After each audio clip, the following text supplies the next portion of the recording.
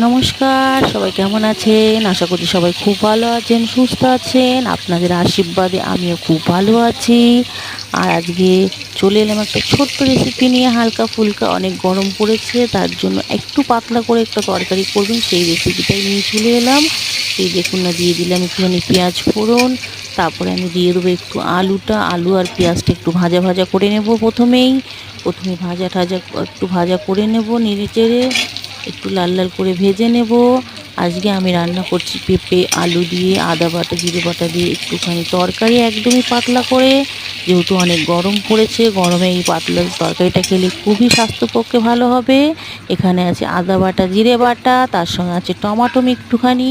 টমাটোমটা দিলে একটু কালারটাও ভালো আসবে আর দেখতেও সুন্দর লাগবে, যেহেতু তার জন্য একটু দিয়ে দেবো এখন টমাটোমটা দিয়ে একটু নেড়ে চেড়ে সুন্দর করে টমাটোমটা যতক্ষণ না গলে যায়, তার আগে আমি একটু দিয়ে দিয়েছি নুনটা দিয়ে দিয়েছি পরিমাণ মতন। সবাই সেটাই দেবেন পরিমাণ করে, যতটা যার লাগবে।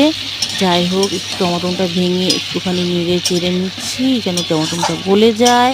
তারপরে আমি দিয়ে দেবো এখন আলু টমেটো পেঁয়াজ সব ভাজা হয়ে গেল, একটু আদা বাটা একটু জিরে বাটা, অনেক বেশি কিছু দিতে হবে না, একদম হালকা পাতলা করে একটা মাছের ঝোল। যেহেতু মধ্যবিত্ত বাঙালিদের এটা গরমে অনেক ভালো খাবার, স্বাস্থ্যের পক্ষে অনেক অনেক ভালো।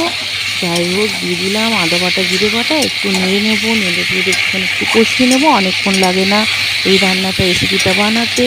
অন্য কিছু আপনাদের সঙ্গে শেয়ার করতে পারলাম না, আজ একটু মাছের তরকারিটাই শেয়ার করলাম পাতলা করে। এই মাছের ঝোল জল দিয়ে দিয়েছি, টকবক করে ফুটে উঠছে। এই একটুখানি সেদ্ধ হলে মাছটা দিয়ে নামিয়ে নেব।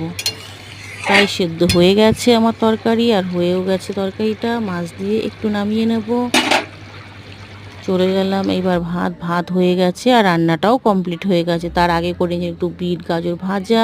এখানে আছে গরমে খুব ভালো খাবার টক ডাল, তার সঙ্গে একটু আছে ভেন্ডি আর পোস্ত দিয়ে ভেন্ডি।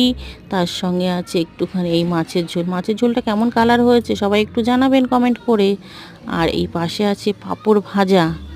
তার সঙ্গে আজকে যেহেতু আমাদের টক ডাল হয়েছে, তার জন্য আর লেবু লঙ্কা আর স্যালাডটা নিয়ে নিই। যেহেতু টক ডালটা হয়েছে, টক ডালটা দিয়েই একটু খাওয়া হয়ে যাবে। যাই হোক, এখানে শেষ করছি। খুব ভালো থাকবেন, সুস্থ থাকবেন। তাহলে আজকে আসি।